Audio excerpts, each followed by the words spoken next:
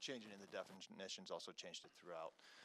And then we really started to dig in and have great conversations, like I said, about the policy. You know, should the city of Clovis, how much of the gross receipts tax generated by the retail business should we potentially refund back to them? You know, is that about 50% or more of the gross receipts tax, the local gross receipts tax that they generate, should that be going back to them? What should that number be? And then we're having conversations about what percentage of the construction of the land, buildings, lease payments could we potentially base that refund off of. And so we're going to have another meeting 2 weeks scheduled, and so we'll continue to work on those policies. Once they are completed, we will bring those to this EIB board for a recommendation, and then obviously to the City Commission for final approval. With that, I'm happy to answer any questions, or if Mr. Jones or Mr. Blaschke would like to add on, certainly. Just go ahead. Once that's completed on the work from the task force, does that go back before the City Commission for approval?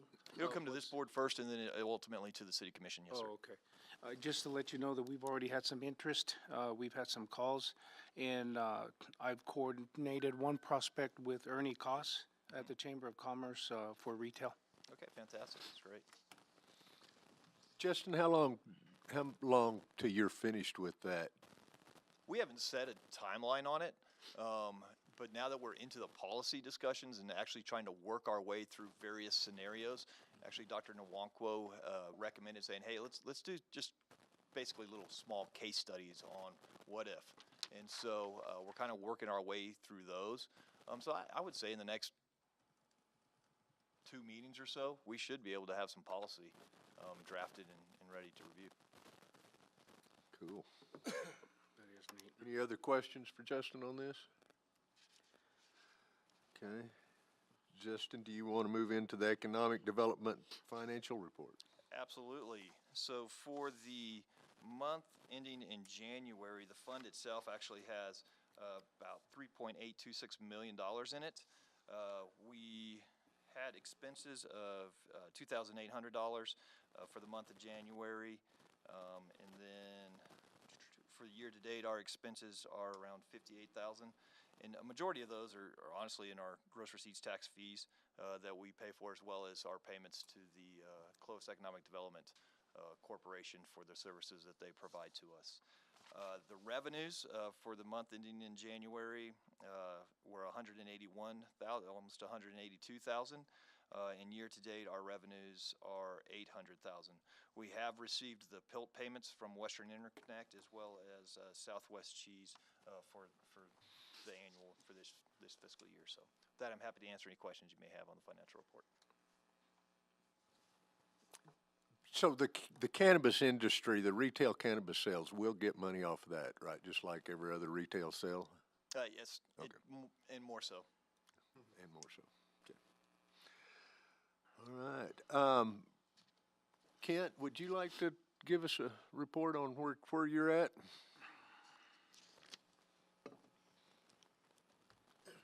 Chairman, members of the committee, you kind of got the C team today. Ernie had a conflict, and Lee Malloy headed to Dallas yesterday, so he got stuck with me. One of the main things that CIDC has done in the last couple months, I guess, is kind of refreshed our brand, similar to what the community has done and the chamber. Chase had been working on this for some time prior to his passing. CIDC is elected to basically change our name as far as economic development efforts to Clovis Economic Development, so CED. This entity was actually formed a number of years ago, and Justin may know more about it. CIDC didn't qualify under some of the requirements for some grant funding, and so we set up a separate corporation, the CED, which qualified for it. So that entity has been in place. We just haven't used that particular logo. Chase was basically saying that in the industry, economic development is really the catchphrase you want to use as opposed to industrial development. And especially in light of the retail issue coming on board, the CED really made more sense. So we're adopting that as our, I guess, our logo or name. Justin, do you want to add anything to that? No, I don't have anything. Okay. Our search for a director continues. We did do a nationwide search. I think Lee expressed that last time. Clovis Remote has done well. They had a soft opening with Cannon Air Force Base spouses, then went citywide in August of last year. Had 30 registered for that program. 10 have completed it and received jobs. 5 more have completed and are actively looking, and then there's another 12 that are in different stages of that. The program is also working with the Workforce Connection, hoping to get additional funding for that program. The CIDC has issued 3 proposals that came through the New Mexico Partnership. Active projects, one is a biofuel. We've been working with this particular group, I guess, for probably about the last 7 or 8 years. Don't know if anything will develop of it. They have requested an application for LEDA funding, and we'll just kind of see where that goes, if it's going to qualify. We have one other potential project. We had to sign, anybody that was involved in it had to sign a confidentiality agreement to even get a very high-level overview of their economics. The biggest issue we have probably with this project is their demand for water. Until we really know that, they've been working with their engineers to establish that exactly. Until we have that, I don't know if it's going to be something that we can move forward with or not, but we did have to sign confidentiality agreements to even talk to them. So, cannabis prospects have approached, as well as retail. Until the program's established, we really don't know how to deal with those just yet. CIDC, of course, in the chamber, has worked with a number of webinars through the Economic Development Department. The legislative breakfast that they had here just prior to the legislative session. And then during the session, I think there were some updates on economic development strategic plan, and then the recreational, outdoor recreation that they're kind of pushing from the state. So that's all I have. And again, I apologize for getting third class here, but any questions that I can try to address? Any questions from the board? Thank you. Thank you very much. Mr. Carruthers, appreciate it. Okay, as we move on to the good of the order, Raymond, do you have anything to say? Yes, Mr. Chairman, just wanted to, with Kent's remarks regarding the Clovis economic development, and Claire, just FYI, on the City of Clovis website, under the banner, under community, CIDC still listed, not CED. So you might want to let your IT folks make that change. Also, just to let everybody know, we have contracted with KW Consulting. They were our CARES coordinators. They are updating our regional comprehensive economic development strategy. So hopefully that'll tie in, Justin, with what Tip Strategies is also doing with some information there. I also wanted to share that we were able to secure approximately $1,461,000 for the region for legislative. I was approached by Ernie Cause, and in regards to capital outlay, she said that mainly Chase did all that, and I was able to secure the information from the City of Clovis and the passcodes, and I was able to apply for $400,000, and they have been approved for $400,000 in capital outlay for building improvements. Eastern Plains Council of Governments was approved for $25,000 for security improvements. We've had 2 incidents in our building facility where police have chased suspects that had ran into our building to the back. And so thank you to the legislature for doing that. And we also secured some other funding for some other areas within Logan, Arch Hurley, Elida, and Grady to help them with some improvements. Also, just to let this body know that Eastern Plains Council of Governments will be working with the Albuquerque Economic Development. The National Rural Economic Development Association's National Conference is coming to Albuquerque in the fall. And one of the suggestions I suggested is to have the CEO of Southwest Cheese be one of our speakers and presenters because of the rural infrastructure and Southwest Cheese being the largest facility in the world located in rural New Mexico.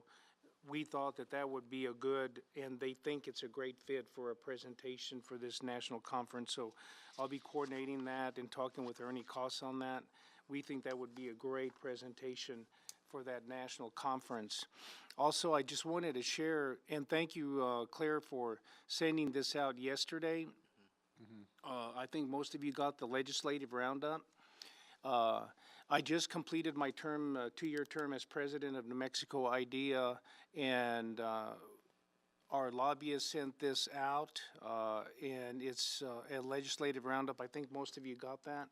But just to highlight a couple of points that were important to economic development appropriations, sponsored by Representative Patricia Lundstrom, who is the chair of the House Appropriations Committee.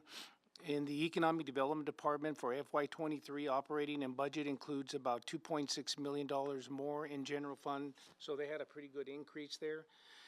What they're going to use that fund is to create additional field representatives across the state. Currently, Susie Russell is our field representative for the Economic Development Department in this area. So they're going to fill an additional 5 more positions to have them out in the field and communication with the communities, which would be very important to us working with the state Economic Development Department. So they really got an 18.9% increase on that. The budget also addresses agency priorities. JTIP is real important funding, the Job Training Improvement Program for filling vacancies in the film department and creating, they're getting more and more noticed and more contacts with the film industry here in New Mexico. They're coming here, they're filming a lot more. There's a lot of activity, especially in the Las Vegas and northern New Mexico area for filming.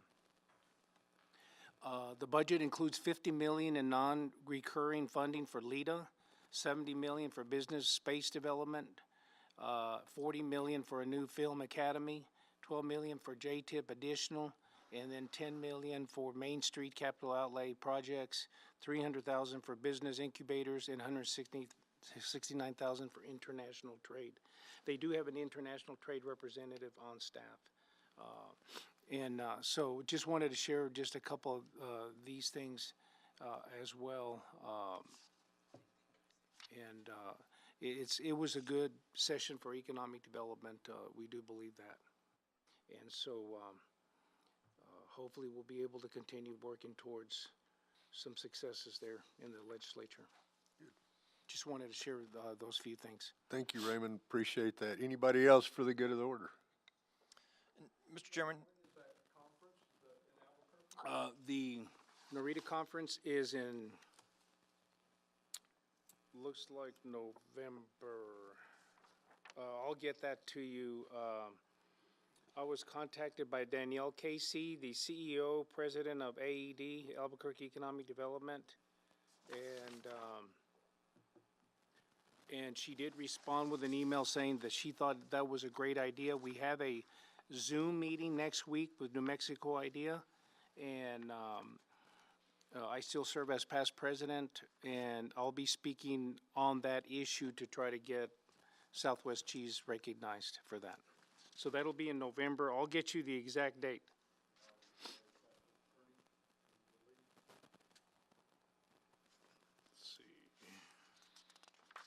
Mr. Chairman, members of the board, I'd just also add that we've spoke about the extension of the water line in the past out to the airport, and the city of Clovis actually received funding through the Economic Development Department for that particular project. EPCOR is obviously working with EPCOR for that.